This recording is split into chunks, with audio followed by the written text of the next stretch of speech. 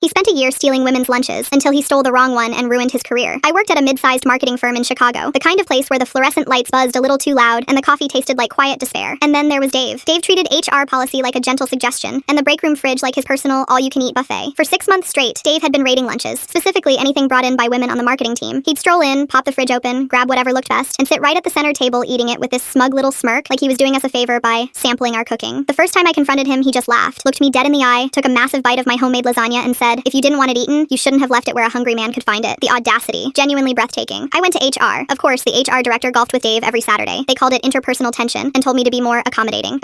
To a man eating my lunch out of my fridge like a raccoon with a LinkedIn profile. That's when I decided, if the official channels wouldn't fix this, I'd fix it myself. Here's something you should know about me. My family's from a part of the country where we measure hot sauce in Scoville units, and if you're not sweating by the second bite, it's not dinner. I've always had a freakishly high heat tolerance, but at work I kept it mild. Professional. I didn't want to turn the office into a hazmat zone, but Dave changed the rules. So one Tuesday, I made what I like to call the donut. A gorgeous artisan-style jelly donut, except the filling was infused with concentrated Reaper pepper extract I'd ordered online. This wasn't hot. This was weaponized, the kind of heat that makes a firefighter cry into his boots. I boxed it up plain and unmarked, then added one sticky note just to cover myself. Specialty ghost pepper challenge for my cousin's bachelorette party. Do not touch. I left it in the fridge at 10 a.m. Then I waited. At 12:15 sharp, right on schedule, I heard the break room door creak open. I casually strolled down for a coffee refill I didn't need, and there he was, Dave, box open, grinning like Christmas came early. He didn't read the note, didn't hesitate. He popped the entire thing straight into his mouth. It took about 5 seconds. The color drained out of his face, and then came roaring back in a vibrant, terrifying shade of beet red. His eyes bulged. He started gasping, clawing at his throat like he'd swallowed a live wire. He lunged for the water pitcher, missed, sent it crashing to the floor in a spray of ice cubes. Then came the screaming. Not a wow spicy yelp, a full "somebody call 911, I am dying" scream. He tore at his collar, stumbled in circles, and started shouting that we were all man-hating witches trying to poison him. That's exactly when the new CEO, Ms. Sterling, walked in. She was visiting from the New York office. Just a quick sight check. She stood frozen in the doorway, arms crossed, perfectly composed, watching a grown man collapse to his knees, clutching his own tongue, screaming about his legal rights while accusing the marketing team of conspiracy. She waited, let him finish his entire spicy, high-pitched meltdown. Then she looked down, saw the box, saw my name on the label, saw the crumpled note he'd tossed on the floor without reading, the one that clearly said, "Do not touch." Dave was fired by 3 o'clock. They didn't even let him pack his desk. Security walked him out while he was still chugging milk straight from the carton. I didn't say a single word. I just walked back to my desk, finished my sandwich in peace, and thought about how sometimes justice really is a dish best served absolutely scorching.